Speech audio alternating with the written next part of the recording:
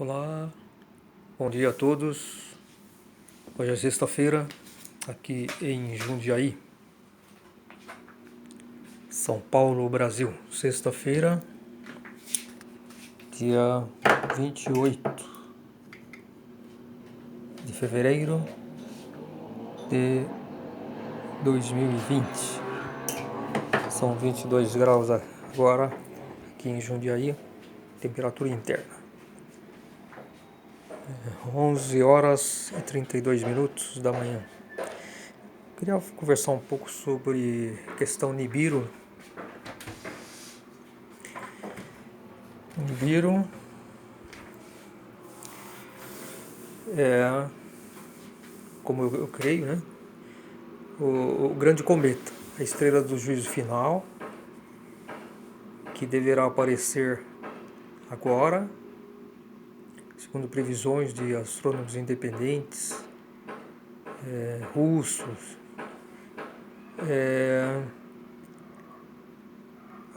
Agora, daqui 14 meses, em abril de 2021, ele estaria em sua proximidade máxima aqui da Terra. Seriam uns aproximadamente 20 milhões de quilômetros, que seria uma distância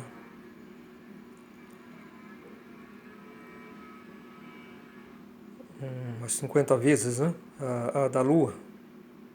A Lua está aproximadamente a 400 mil quilômetros de distância da Terra. Nibiru estando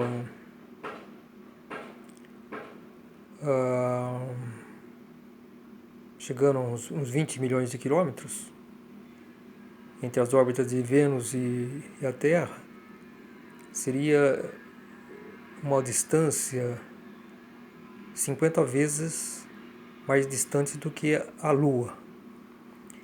Porém, o diâmetro de Nibiru é estimado em 7 vezes a da Terra, o diâmetro, que seria por volta de 85 mil quilômetros, 85 mil quilômetros de diâmetro, que seria assim maior do que, por exemplo, Netuno e Urano, que tem mais ou menos um diâmetro por volta de 50 mil quilômetros. E menor do que Saturno, por exemplo, que tem um diâmetro em torno de 120 mil quilômetros. Agora, a massa de Nibiru é muito grande. Seria algo assim em torno de 80 vezes a da Terra. Então é uma massa muito, muito grande.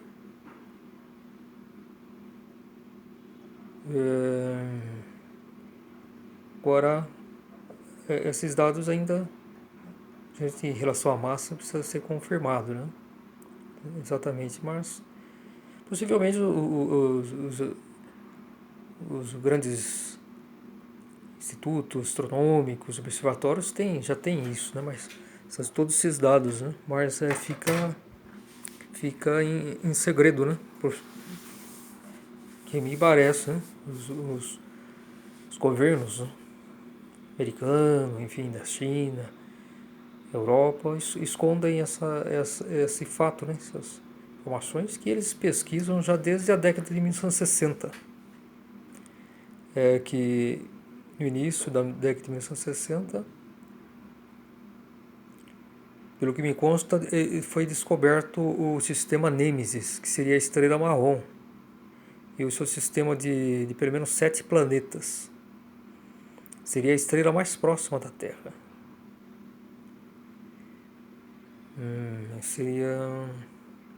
Ficaria ela mais ou menos a um ano luz de distância da Terra, ou menos que isso. Menos de um ano, me parece que menos de um ano luz da Terra. E segundo alguns dizem, formaria um sistema binário com o Sol. E tem um período de aproximação máxima do Sol de 3.600 anos, por volta disso. Então ela também está se aproximando. Agora a distância mínima não se sabe. Eu fiz uma estimativa que poderia ser uma distância mínima entre 200 e 400 anos-luz. O que seria então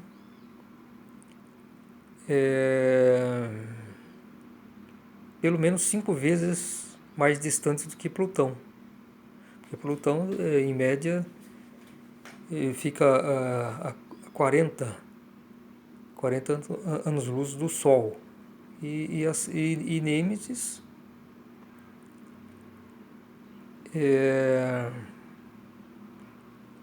o seu perigeu do Sol poderia ficar em torno entre 200 e 400 anos-luz, que seria essa época.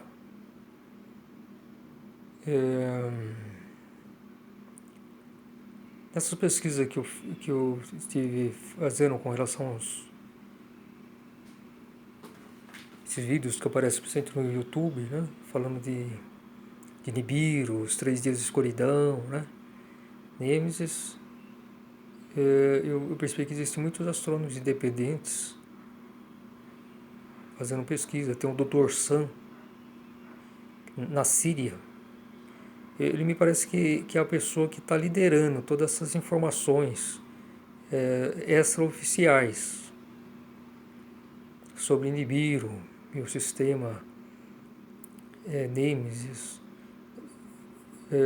Uns mais focam a atenção em Nibiru, que seria o grande cometa. Outros falam também da estrela marrom, que eu creio que é o novo Sol. Rosélia von Sas, o livro do Juízo Final, ela fala sobre o novo Sol que vai substituir o nosso Sol agora, né? Porque é o que parece, essa vinda de Nibiru, que vai provocar os 3 dias de escuridão, provocaria também a morte do Sol. É uma das missões dele, que vai se transformar em uma estrela anã branca, um diâmetro assim equivalente ao da Terra, mas ainda conservando uma grande massa, né? Naturalmente vai perder muita massa com essa redução drástica, né, de diâmetro. Primeiro ela se expandiria como estrela vermelha, e então o que eu penso, que eu imagino que vai acontecer é isso, com a aproximação ao contornar o Sol, devido a asteroides ou então luas que orbitam de Nibiru, e também seus detritos na sua cauda que pode atingir um comprimento entre 150 e 200 milhões de quilômetros. É isso que se estima. Isso, principalmente quando ele passar pelo cinturão de asteroides, isso eu acredito que talvez lá para agosto, assim, ele deve estar transitando no cinturão de asteroides após ultrapassar a órbita de Júpiter. A órbita de Júpiter é 5,2 anos-luz do Sol. Então, no momento, Nibiru está se aproximando, está bem próximo da órbita de Júpiter. Só que ele tem uma inclinação, talvez de uns 20 graus, em relação ao plano dos 8 planetas, né? Um plano de órbita, né? Enquanto que Nibiru está uns 20, mais ou menos, suponho, né? Uns 20 graus de inclinação.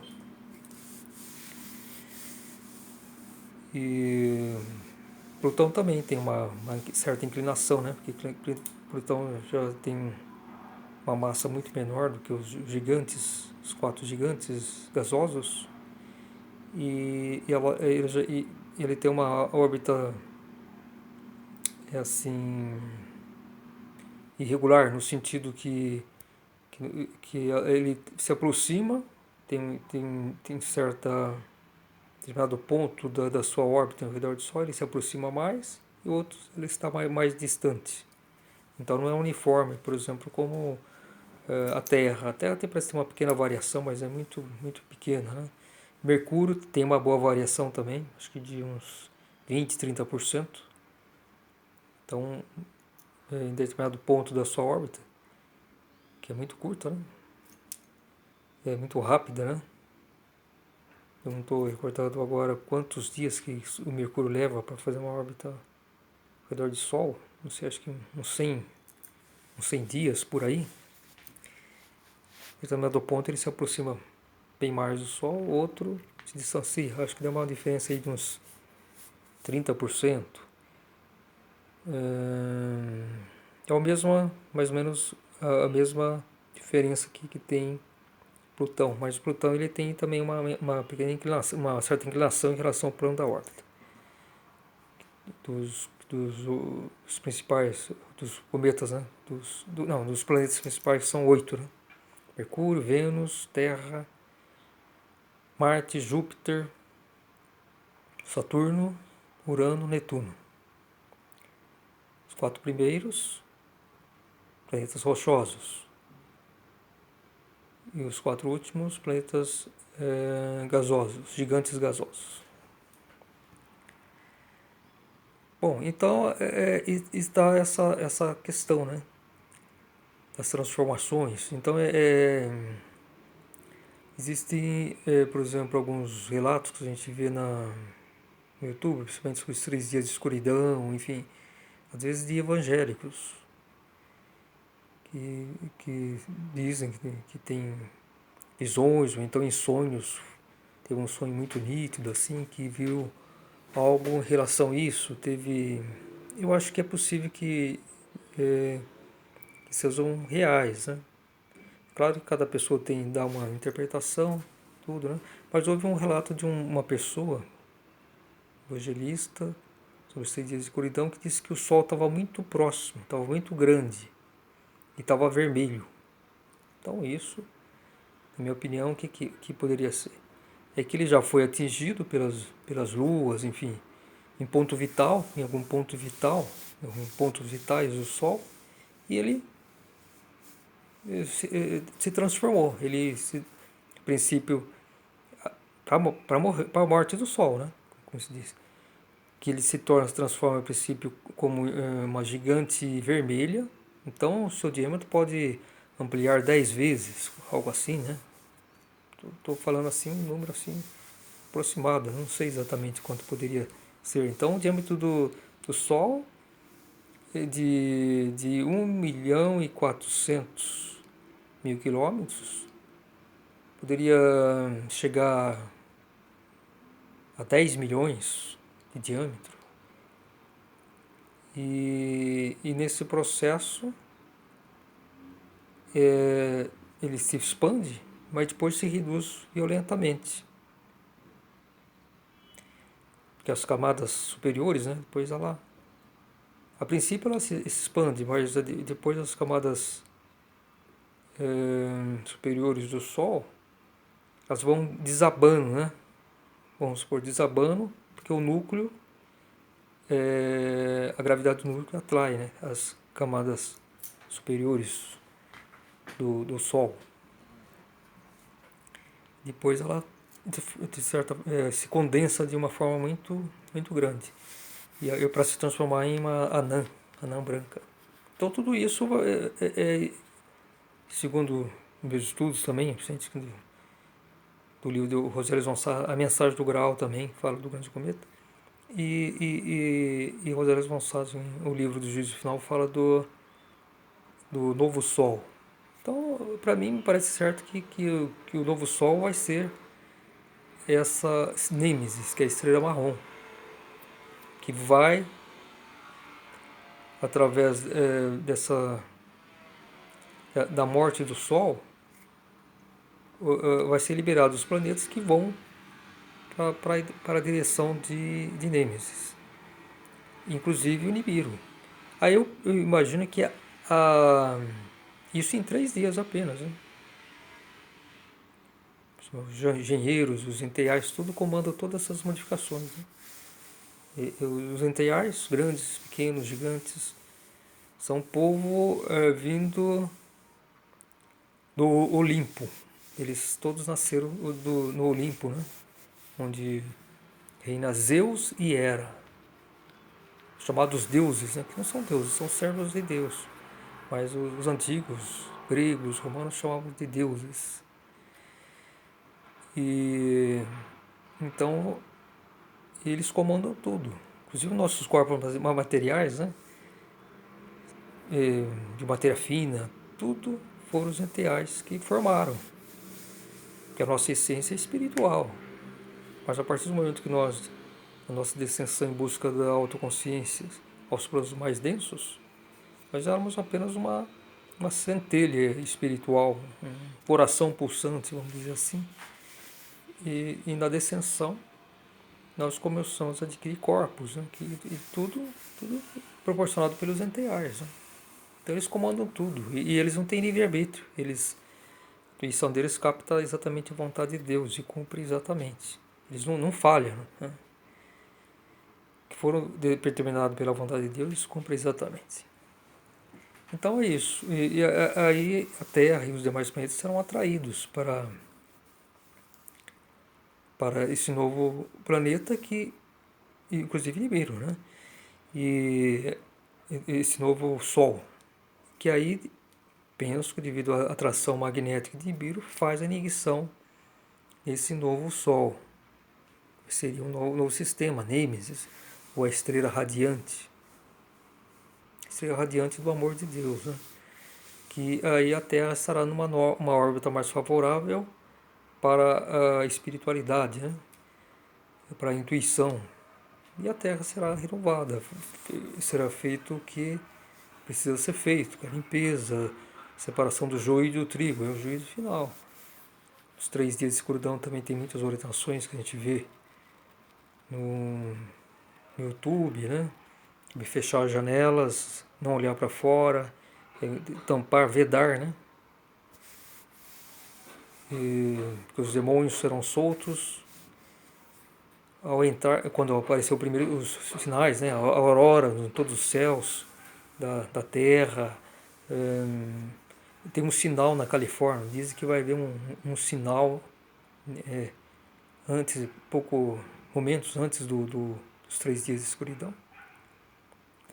Quando Nibiru, né, o grande cometa, estiver já chegando na sua aproximação máxima da Terra, e os 3 dias ele vai ficar entre o Sol e a Terra, por isso vai ser os 3 dias de escuridão. E a cauda de Nibiru, com seus distritos, vai atingir a Terra. E, enfim, então existe essa recomendação de, quando vier os primeiros sinais, que haveria um sinal especial na Califórnia. Eu suponho que esse sinal deve ser em relação a um terrível terremoto. Porque lá fica aquela falha, né? De San Andreas, né? Lá na Califórnia, que até se estima que de tempos em tempos, um período assim muito grande, talvez de 1 milênio ou 500 mil anos, eu não sei exatamente, né? Os geólogos, né, estimam que há um terremoto assim, um super terremoto, vamos dizer assim, na faixa de 9 graus na escala Richter, que então aí no caso devastaria Los Angeles, por exemplo, e a Califórnia. Acho que a cidade mais vulnerável aí seria o sul da Califórnia, onde está Los Angeles. E lembramos que hoje Los Angeles, aquela região, Los Angeles, tem aí aproximadamente 20 milhões de habitantes. Estou incluindo também San Diego, né, que fica na fronteira com o México. Enfim, aquele sul da Califórnia lá tem uns 20 milhões de habitantes. E também um terremoto nessas proporções de 9 graus. Assim, ela afetaria toda a Califórnia, né? São Francisco, né? A Califórnia é o maior estado, né? Em termos de... Não, ele é o mais populoso estado americano, com aproximadamente 40 milhões de habitantes. E me parece que ele é o terceiro maior em área, né? Em área, e parece que ele é o terceiro maior. Só perde por Alasca e para o Texas. Tem mais ou menos 400 mil quilômetros quadrados, né? de área territorial, estado da Califórnia. Então haverá um sinal, entre os muitos sinais, um deles seria esse, e na Califórnia. Não se sabe exatamente o que poderia ser esse sinal. Pode ser de repente um meteorito, um gigantesco meteorito que possa cair. Não se sabe, esse é o tipo de fenômeno. Eu penso que possivelmente vai ser um terremoto, justamente por ser uma área muito sensível lá, né? Agora pode ser algum outro fenômeno. A gente sempre torce que não seja um fenômeno assim que há perdas de muitas vidas e destruição. Mas a finalidade do Nibiru realmente é essa, seria destruir para renovar, vamos dizer assim, para transformar a nova terra. Como diz Abdurshim, que ele é o Espírito Santo encarnado na terra, Immanuel Abdurshim escreveu Na Luz da Verdade, a mensagem do grau. Ele é o Filho do Homem, que foi prometido por Jesus Cristo e que muito poucos reconheceram, né? Então ele disse que tudo que o ser humano construiu aqui na Terra foi errado, a não ser a arte. A arte, desde que ela prevaleça a intuição, a arte é intuitiva, desde que prevaleça a qualidade espiritual, ela é uma manifestação, vamos dizer assim, direta do nosso espírito. Enquanto a arte, vamos dizer, degenerada, uma arte que não corresponda a essa beleza, ela é uma arte do raciocínio, é algo assim que intelecto. Então aí seria o caso de privilegiar a intuição, procurar diferenciar. Agora, as atividades humanas, principalmente tecnologia, indústria, é um trabalho onde predomina o raciocínio. Mas então, Abdurshim diz na sua mensagem do grau que a única obra humana que corresponde às nossas qualidades espirituais é a arte. Pode ser a música, a arquitetura, a pintura, escultura, arquitetura, né? Quando a intuição prevalece. Então ele diz que tudo tem que ser renovado, né? Então há previsões aí estimativas que a Terra vai perder assim uns 90% da população. Se hoje a Terra tem aí 7 bilhões de pessoas, ficaria aí uns 700 milhões. E olha lá, talvez nem isso. Agora, pelo que eu tenho visto aí, já faz um ano aí, sobre Nibiru, essas informações que aparecem, muitos canais, Tio Abaddon, Flávio Vale tem muitas lives que ele fala sobre esse assunto de Nibiru. Eu mesmo já fiz duas vamos supor, lives, né? Isso foi em junho de 2019, uma falando sobre Nibiru, o novo Sol.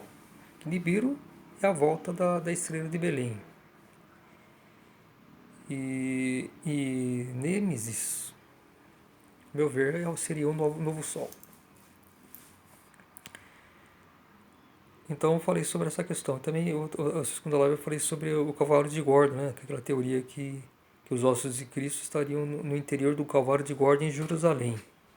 Justamente o Calvário de Gordon é um aglomerado rochoso de mais ou menos uns 15 metros de altura em relação ao piso. Então lembra uma gigantesca caveira de uns 15 metros. Né? Então parece duas órbitas, justamente na órbita direita, órbita ou caverna, no fundo da caverna, que estaria a entrada obstruída, onde leva para a sepultura oculta de Cristo, onde estariam seus ossos preservados. Porque isso é uma coisa lógica. É impossível a matéria desaparecer, não tem como. Então os ossos de Cristo foram escondidos, foram ocultados. Isso foi um pedido de Maria de Nazaré, a José de Arimateia e apóstolo João. Então foram ocultos e eu acredito que esse local é o Calvário de Gordon, que fica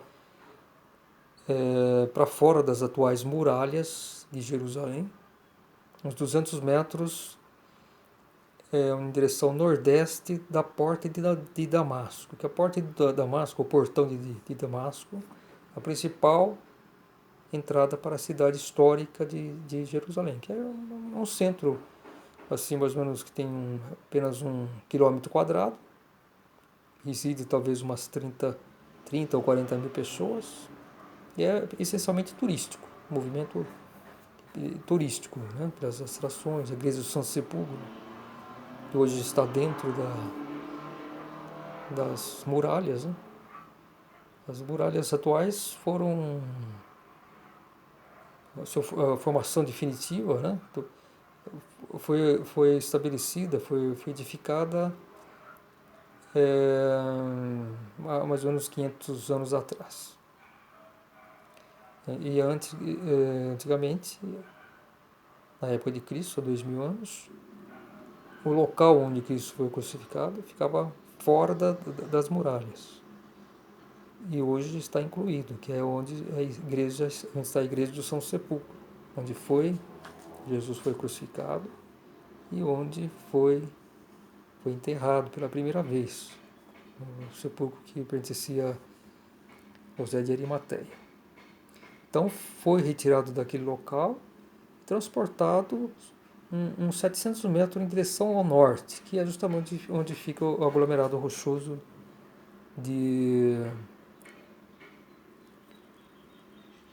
chamado Calvário de Gordon. O Calvário de Gordon foi um general britânico que por volta de 1880 ele fez a teoria de que no Calvário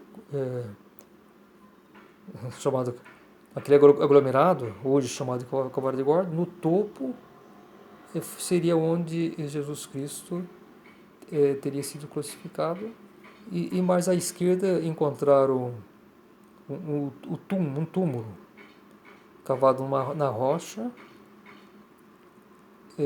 À esquerda seria uns 100 metros mais ou menos, que foi descoberto um túmulo cavado na rocha, mais de um até, e um dos quais os evangélicos acreditam que seria o primeiro sepulcro, né? Sepulcro vazio, mas isso é falso, porque não foi lá não. Não foi lá, porque inclusive esse sepulcro, ele foi estimado que ele foi cavado na rocha por volta de 800 anos antes de Cristo. Então não pode ser. Porque o sepulcro onde Cristo foi primeiramente colocado por José de Arimateia, ele foi cavado recentemente, como diz até a Bíblia, né?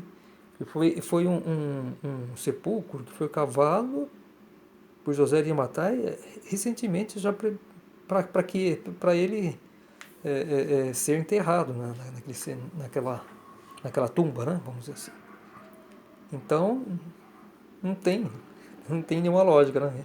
Se as pessoas querem se referir na própria Bíblia, está dizendo